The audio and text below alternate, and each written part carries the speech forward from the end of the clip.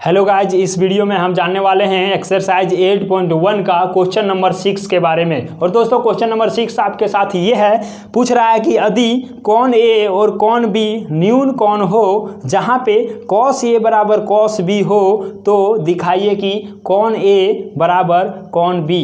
देखिए क्वेश्चन में यहाँ आपको दिख रहा होगा, ये प्रश्न संख्या 6 है आपके साथ। और दोस्तों यहाँ पे बात कर रहा है कि कौन ए और कौन बी क्या है। कौन ए और कौन बी जो है हमारा न्यून कौन है। और यहाँ से दोस्तों दिया हुआ है एक चीज़ और, ये दिया हुआ है कॉस ए बराबर दिया हुआ है दोस्तों कॉस बी। और हमको पूछ रहा है कि कौन ए जो होगा वो बराबर होगा कौन बी का, ये हमको दिखाना है। तो चलिए हम यहाँ पे आसान तरीके से इसको भी दिखाने वाले हैं। वो कैसे दिखाएंगे दोस्तों, सबसे पहले तो बात कर रहे हैं कि ए और बी जो है वो हमारा न्यून कोण के बारे में बोला है। और न्यून कोण क्या होता है दोस्तों आपको पता है। हम यहाँ पे कोण के बारे में जब बताए थे तो ये हमारा 3 प्रकार के कोण होते हैं। एक सम कोण होते हैं, और एक क्या होते हैं अधिक कोण होते हैं, और एक क्या होते हैं न्यून कोण होते हैं। तो यहाँ से दोस्तों बात कर लेते हैं कैसे।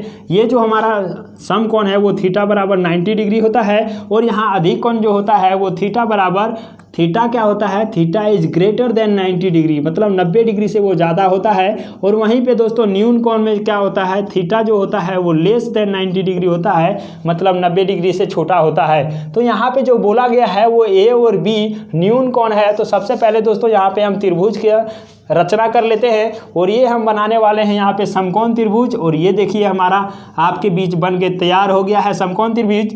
अब इसमें हम क्या करने वाले हैं दोस्तों, ये हमको बोला है क्या, ए और बी हमारा न्यून कोण है। देखिए यहाँ पे हम बात करते हैं, ये जो हमारा होता है वो होता है समकोण। समकोण मतलब 90 डिग्री इसका वैल्यू होता है। तो यहाँ से तो ये हमारा, इसका नाम ए और बी तो होगा नहीं, क्योंकि बोला है ए और बी हमारा न्यून कोण है। तो न्यून कोण कहाँ कहाँ बनेगा दोस्तों, तो एक तो यहाँ बन रहा है न्यून कोण और एक यहाँ बन रहा है। तो इसमें से हम किसी का भी मान रख देते हैं। इसका मान रख दिए हम ए और इसका मान रख दिए हम बी रख दिए। तो इसका मान क्या हो जाएगा, यहाँ पे सी हो जाएगा। मतलब क्या, एक ए बी सी त्रिभुज है जिसमें सी 90 डिग्री है और ए और बी जो दोनों है वो न्यून कोण है। अब हमको क्या करना है, अब हमको चलना है जो दिया हुआ है उससे। और इसका सॉल्यूशन अब देखिए कितना आसान हो जाता है। इसका सॉल्यूशन हम करेंगे इस तरह से दोस्तों, ये हमारा कॉस ए है और ये हमारा कॉस बी है। तो यहाँ पे हम बहुत आसान तरीके से देखेंगे। देखिए क्या है, हमारा कॉस ए है और कॉस बराबर क्या होता है आपको पता है कि कॉस जो होता है वो आधार और बटा कर्ण होता है। और यहाँ से हम देखेंगे दोस्तों ये भी क्या होगा, कॉस बराबर आधार बटा कर्ण, ये भी होगा। लेकिन यहाँ पे फर्क है दोनों का कोण में। कैसे कोण में फर्क है, देखिए यहाँ पे बोला है कॉस ए, मतलब एंगल ए के रिस्पेक्ट में बोल रहा है। और यहाँ बोला है कॉस बी, मतलब एंगल बी के रिस्पेक्ट में बोला है। तो सबसे पहले देखते हैं ए और बी है कहाँ पे। देखिए दोस्तों ये हमारा एंगल ए है और ये हमारा एंगल बी है, और दोनों के रिस्पेक्ट में पूछा है कॉस का वैल्यू। तो देखिए कैसे हम निकालेंगे कॉस का वैल्यू। यहाँ पे हम बात करते हैं कॉस ए के रिस्पेक्ट में, मतलब ए एंगल पर जाकर के बैठ जाएंगे दोस्तों। तो ये हमारा ए एंगल है और ये एंगल किस पर बन रहा है, तो AC पर बन रहा है। तो AC पर बन रहा है तो जिस पर बनता है वो हमारा क्या होता है, आधार होता है। और उसके जस्ट सामने वाला जो होता है हमारा लंब होता है। लेकिन हमको यहाँ पे चाहिए क्या, आधार चाहिए। तो दोस्तों इस एंगल के रिस्पेक्ट में आधार कौन हो जाएगा, तो AC हमारा हो जाएगा आधार होगा जिस पर कौन बना हुआ है। तो किस पर बना है, AC पर बना है। तो आधार का हम क्या लिख देंगे, AC लिख देंगे। और कर्ण जो हमारा होता है वो निश्चित होता है दोनों के लिए, ठीक है। इस एंगल के लिए भी यही है कर्ण और इस एंगल के लिए भी कर्ण यही है। तो कर्ण का वैल्यू क्या है, AB है। तो यहाँ पे हम क्या लिख देते हैं, AB लिख देते हैं, ठीक है। तो यहाँ से हमारा हो गया क्या, AC बटा AB। अब बात करते हैं दोस्तों इस एंगल के रिस्पेक्ट पर, किस एंगल का, तो B एंगल पर आकर के बैठते हैं। और ये हमारा एंगल B है और इस पर से हम देखते हैं दोस्तों आधार और कर्ण हमको खोजना है। इस एंगल पर जैसे हम आकर के बैठेंगे तो जिस पर हम बैठे, मतलब कोण का निर्माण किस पर हुआ है, तो ये हमारा BC पर हुआ है। तो ये बेस बन जाएगा इस एंगल के रिस्पेक्ट में और इसके सामने वाला ये लंब हो जाएगा। लेकिन हमको चाहिए क्या, आधार ही चाहिए। तो दोस्तों ये कोण किस पर बना है, BC पर बना है, तो यही इसका आधार होगा। तो आधार का मान हम लिख देते हैं BC और बटा में हमारा क्या हो जाएगा, कर्ण है। तो ये हमारा हो जाएगा AB हो जाएगा। अब यहाँ से हम क्या बात करते हैं दोस्तों, यहाँ से बात करते हैं कि ये हमारा AC और AB और यहाँ से देख रहे हैं कि BC और AB है, इसको हम क्रॉस मल्टीप्लिकेशन कर देते हैं, कैचिया गुना कर देते हैं। और कैचिया गुना कैसे होता है दोस्तों, ये हमारा क्या है कि AC है ना, तो AC क्या हो जाएगा, AB हो जाएगा। देखिए AC गुना AB हो जाएगा और यहीं पे बराबर है तो बराबर होगा और AB गुना BC हो जाएगा। देखिए कैसे, AB गुना BC हो जाएगा। अब क्या बात करते हैं दोस्तों, ये तो हमने कैचिया गुना किया तो AC गुना AB और फिर AB गुना BC हो गया। तो इस आधार पर हमने देखा कि ये तो दोनों है AB गुना AB, ये क्या है AC गुना AB है और ये AB गुना BC है। दोनों साइड यदि हम गौर से देखें दोस्तों तो दोनों साइड एक चीज़ हमको कॉमन नज़र आ रहा है, यहाँ भी AB है और यहाँ भी AB है और दोनों साइड यदि बराबर में दोनों साइड सेम रहे और गुना में रहे तो ये क्या होता है, कट जाता है। तो AB से AB क्या हो गया, कैंसिल हो गया। तो हमारे पास बचा क्या दोस्तों, यहाँ पे बच गया AC बराबर यहाँ पे बच गया BC। अब हम क्या देखते हैं कि AC बराबर हो गया किसका, BC का।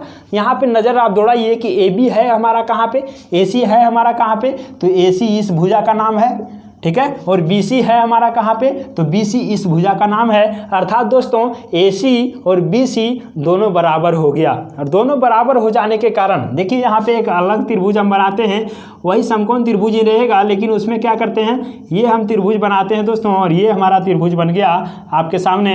और यहाँ से ये जो है समकोण है, इसका नाम है A, इसका नाम है B और इसका नाम है C।